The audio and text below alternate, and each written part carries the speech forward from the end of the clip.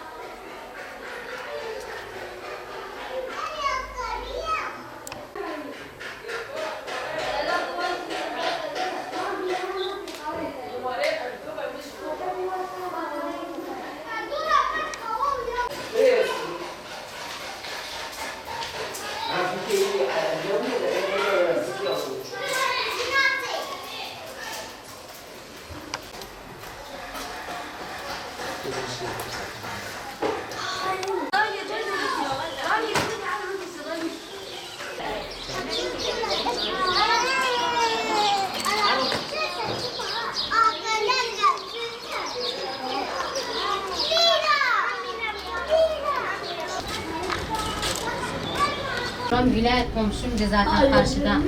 Oraya gitti. Komşular haber verdi. Gel evinde yangın çıkmış. Ne oldu? Ev tamamen yandı. Kül oldu hepsi. Evet.